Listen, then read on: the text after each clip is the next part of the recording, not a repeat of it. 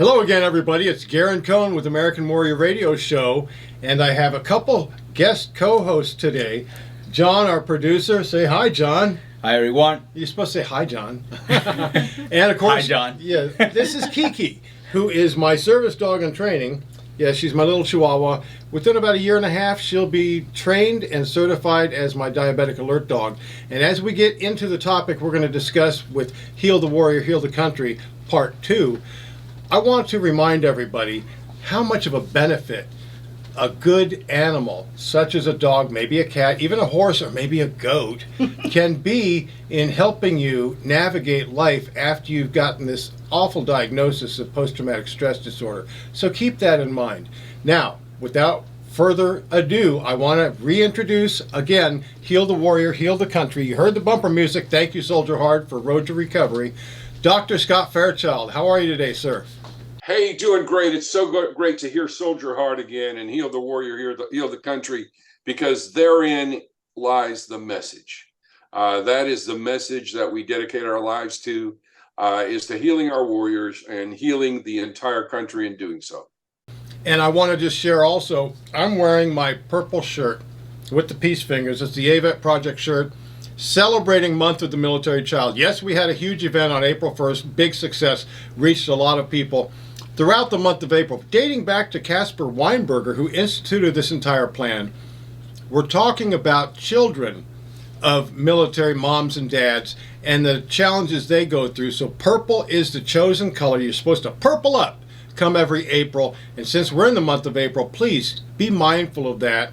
That it's not just those men and women who are out there on the front line serving us, but the families left behind, in particular the children, and the challenges they face every day. Just, we can't cover everything that they handle, but they do it well, and we want to celebrate them, particularly in the month of April. Having said that, Doc, when the warrior comes home, they often are diagnosed with this thing called post-traumatic stress disorder. I know you've got some pictures to show and kind of detail and define how it impacts the brain, but can you touch real quick on the impact it might have on the children of these vets? My goodness, you know, when a father explodes on that child, when the father is angry, when the father is hypervigilant, when the father is yelling and screaming, it is going to have an impact on the child. And I love what Kim said when she identified what the flower of the military child is, the dandelion. And, you know, at first I thought about that. You know, the dandelion is sturdy. It'll plant itself anywhere. It moves from place to place. Those little fuzzy things go flying through the air and away you go. You know, I remember one person said to me, no matter where we PCS to, well, permanent change of station, we always went through Atlanta. Somehow we always went through Atlanta. So those dandelions float on through Atlanta, float out to the world. They settle themselves in seeds and plant themselves and grow another strong plant. And I think that so aptly describes the military child, because they tolerate a lot. You know, all of a sudden it's new school, new friends. All of a sudden it's, you know, daddy comes home or number two, daddy doesn't come home. Or daddy comes home upset, angry, and frustrated. You know, when daddy doesn't come home, we have another national organization called TAPS, Tragedy Assistance Program for Survivors, which I worked with for a number of years and highly support, very strongly support the grief management that they do with families, with military families. So there's so much of an impact that, you know, the old label is military brats. And I think that came from the fact that the military child is strong in constitution and stubborn, and they have to be in order to survive a military life. They have to be firm in their constitution, and generally they grow up to be very successful people because they see the world in many different ways. Yeah, the stress on the family is enormous. And back during Operation Desert Shield, Desert Storm, shortly after we wrote a book, and largely it was a book, The Function of Being Pulled Off a Green Ramp. I wasn't allowed to go They said we don't want any more shrinkos over there. So I wasn't allowed to go, and I stomped my feet for a couple days, and then wrote a book called Human Response to Operation Desert Shield, Desert Storm. And in that book, we outline the impact on the family. And actually, we gave it a name. I've seen it pop up in other people's books, but that's the way it goes. It was called the deployment cycle. And, each level of deployment has its own stressors. I'll never forget a sergeant major who lived 2 streets down from us, who 7 different times he had to leave for the deployment. And then they kept delaying it. And eventually his wife said, just go stay in a hotel because I'm sick of saying goodbye. There's those stressors as well. And then, once they deploy, there's the stressors. It's like, wait a minute, where did you put the checkbook? And then once they come back, there's the reintegration stressors. There's an enormous number of stressors that go through the deployment cycle. So it is important, and it can cause frustration for the entire family. Certainly causes frustration for the veteran when they're in Iraq, when they're in Afghanistan, when they're in Zimbabwe, or they're in some godforsaken country that they don't know where they are. And they realize that they have bills due and they have no way to communicate with their spouse. So all of these stressors build, and much of it falls upon the veteran. Last time we got together, we talked a little bit about how you can actually see traumatic stress in the brain. And I just want to reiterate that again today, and then talk a little bit about some of the ways in which some of the treatments that are out there that have been shown to be effective in helping, I'd say, ameliorate PTSD, tone it down, because we can't really cure it. We can make it a little better, but we can't really cure it. So going to the drawings we had last time, or similar ones, I realize this is a small brain, it must be mine. But anyway, it's a little smaller here. So you have, this one is the healthy brain.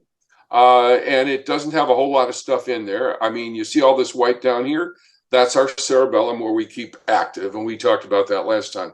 Over on this other side, you see the PTSD diamond, the post-traumatic stress disorder brain.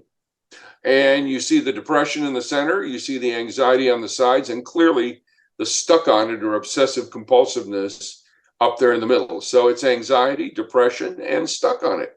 Now, the question you have in a situation like that is, what can I do about all this? What am I able to do? Well, as Garen so aptly mentioned before, get yourself in for some therapy, individual therapy, face-to-face. Individual therapy is perhaps some of the best things you can do.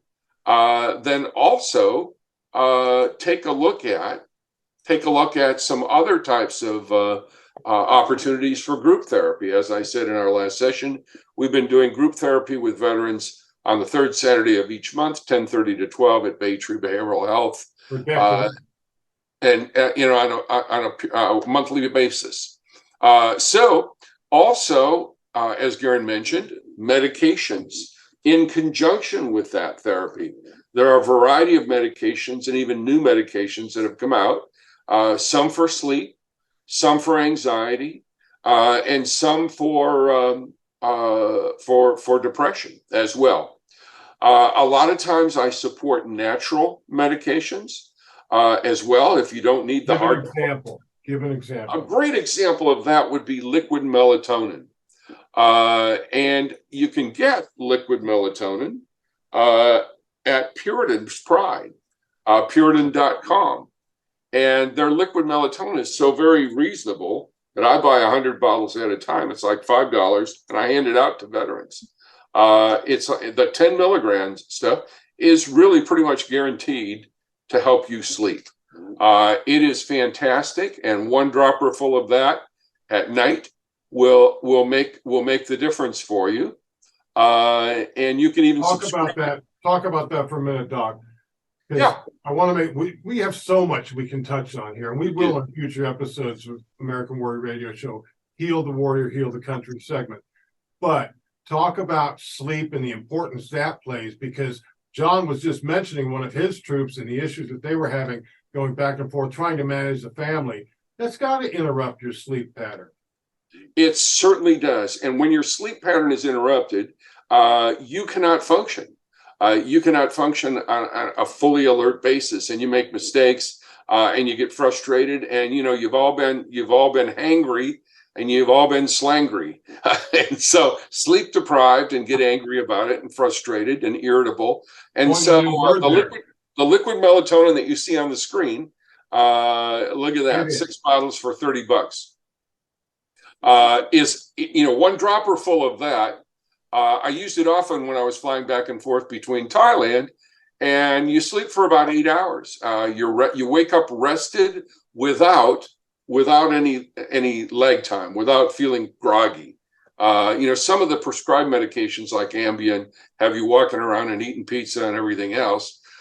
This is a great medication, liquid melatonin, 10 milligrams, available through Puritan.com. Highly recommended.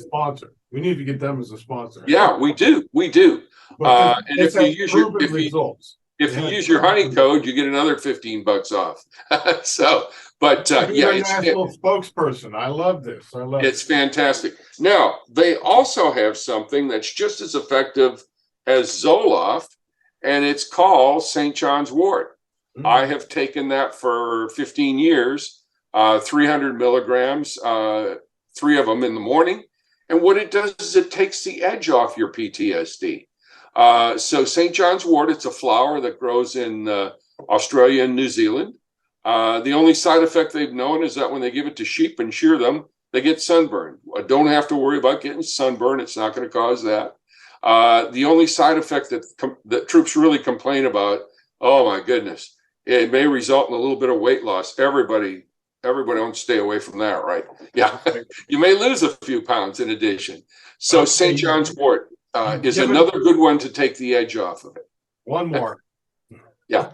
Okay, so St. John's wort, melatonin. Now, I got to talk to you about something that's important, and I know you can address this because you are expert in this field. When a veteran goes to the VA to file a claim for this disorder, post-traumatic stress disorder, they're going to be called for what's called a C&P exam, compensation and pension exam. But even before that, as the VA lines this whole program up regarding disability compensation, they want to identify, or actually they want the service member or the veteran to identify what the stressful thing is. What happened to you that leads you to think that some doctor like Dr. Fairchild diagnosed PTSD? What actually happened? Can you talk about that stressor and when the VA might concede that stressor based on your military record? Exactly. I mean, it's so, this whole process kind of changes and evolves over time as well. So it's so important. Those symptoms are very, very powerful. And so it's important to present those symptoms in such a way that the VA can understand it. And so when you go in to present your symptoms, I often say, you present yourself as, you don't dress up in your Sunday suit with everything tabbed in your briefcase. You present like you would normally present on your normal day. I tell folks, wear what you wear to cut the lawn, because you are judged based on your appearance. And then I also tell folks there's a document that the VA uses to evaluate disability, and it's called the Disability Benefits Questionnaire, DBQ. It's not something you get at Dairy Queen with a Pepsi and a DBQ, but it is a form that does make a huge difference. And I tell folks to look at page 4 and page 5 on there. And there's a lot of blank spaces behind that symptom checklist. Let me interrupt you real quick. Yes. avet-project.org. Navigation lines, upper left, click on it, do it yourself under programs and services. You got all the DBQs are listed there. In particular, the PTSD DBQ. Become familiar with it, just like Doc said. Exactly. And once it's filled out, we fill them out in the office. But once it's filled out, I tell people, send it home, print page 4 and 5. We've already checked the ones you have. On the right side, where the white blank space is a place for you to put in your personal experiences. And we all know a picture's worth 1,000 words. So the example I frequently use is I have a Vietnam veteran in my office. His wife is sitting there with him, and we're talking about being hypervigilant, overreactive to your environment. And she says, would this qualify? And she said, since he's come home from Vietnam, whenever he's sleeping or napping or anything like that, when I have to wake him up, I wake him up with a broomstick. That creates a picture. You won't forget that picture. So I encourage veterans on page 4 and 5, next to those symptoms, write down your experiences, which create a picture. Then when you go in for your compensation and pension evaluation, those pictures will come back and they will impress the evaluator with what you're actually experiencing. Now, in the clinic, what we do is we use 4 sessions, and those 4 sessions we do a variety of things. In the initial session, what we do is we actually get to know the patient and gather basic information. And in gathering that basic information, we basically, we get the basics. Then we do psychological testing to support the claim as well. We give them feedback in the second session on the psychological testing. We start filling out the disability benefits questionnaire together. And we do that together so I don't have to have homework, right? No, we do that together because when we do it together, we have the most accurate result, And then after we do that, we have a third session where we review the military history and the stressors. And when we take a look at the stressors and we tie that to the current mental health history, we have a special word for it in the VA called the nexus. Nexus means tying the stressor together with your current symptoms. On the 4th session, then we continue with the history and continue filling out the form. And then we submit it to folks like Garen or to the DAV. We encourage folks not to try and send it in yourself because it is just too much of a burden. You've got these great folks out here to be able to represent you, and I encourage you to see them and let them be your attorney in fact. And the operative word there that we were working on, the stressors. For the VA to concede a stressor, if you have any type of a combat citation, and there's a whole slew of them, anything and everything you ever want to know about all things VA is right there at va.gov, va.gov. Well, again, over the years, we've seen a variety of things. We can talk about robbery, rape, assault, hurricane, tornado, car accident, loss of a loved one. There are so many things, on active duty, individuals who've handled bodies on active duty and processed the bodies. I had a young lady who came in one time and she had a bag with coins and dollars in it. And I said, what's that? And she said, that's where I carry my money. And I said, tell me about that. Well, why is that? She said, well, I worked at the Air Force facility where we processed all the bodies coming in. And she said, I was the one that had to open up the wallets and see the family pictures and the children and everything else. And she said, I just can't tolerate carrying a wallet. I carry my money in a Ziploc bag. And subsequently, there's treatment. We did treatments. The individual treatment we've talked. There's a special treatment called EMDR, eye movement desensitization. We've done that, and we did about 5 sessions with her. And I almost had tears in my eyes one day when she brought her purse in, and in her purse she had a wallet.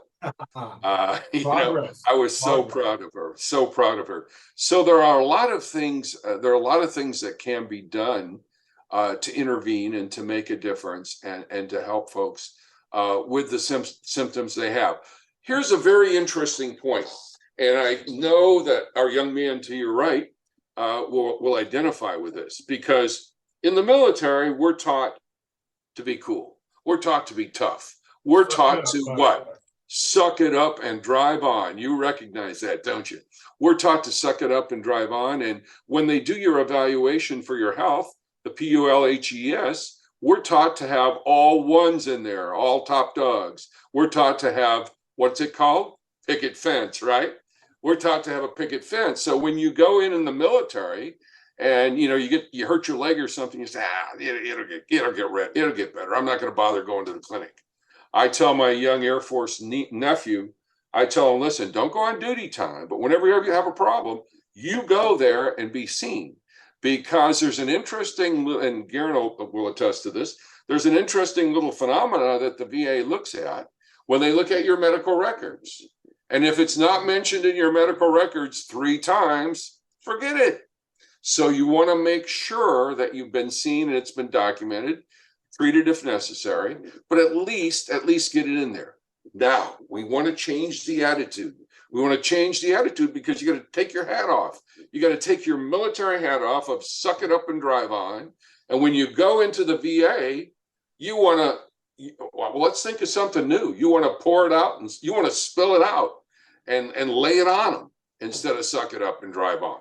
You want to let them know what it's like on the worst day, when you have to go for a drive in your vehicle just to calm down, or when you have to walk around the block just to calm down, or you're up at 3 a.m. because you can't sleep because the stuff's going around in your head. So you want to make lists and lists and lists and put everything on the table. You want to let them know how bad it is. And if you show some emotion, more power to you. And if you get a list from your spouse of the things that she sees, not a written paragraph, because the VA doesn't like reading that. A bullet list, tosses and turns at night, wakes me up by pounding me in the middle of the night, yells at the kids, drinks too much, all those things. She can put it on a list. You take that list with you. Most of our evaluators now, being civilian contractors, will let the spouse come in. There's a qualifier there, though. Don't let the spouse take over your interview. It's your interview. Okay. The qualifier there is tell your spouse don't speak unless she asks you or he asks you.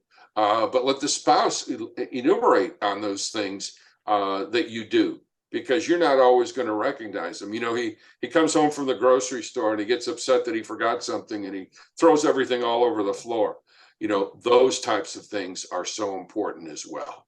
For sure. So take off your hat and become the person who's willing to share and lay it on the table.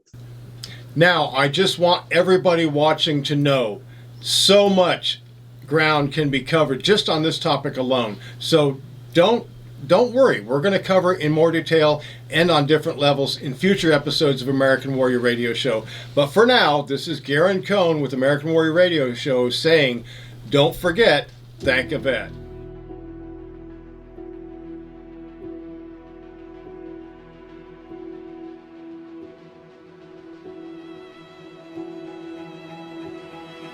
Hi everyone, it's Garen Cohn with American Warrior Radio. I'm here with my good friend Christian. We're here to deliver a very important message about a crisis in our land. Suicide prevention, more specifically, veteran suicide prevention. 22 a day are taking their own lives. This must stop. This can't continue. If you or someone you know is contemplating suicide, please know that God has tomorrow planned for you. Don't take your own life. And just remember, suicide is a permanent solution to a temporary problem.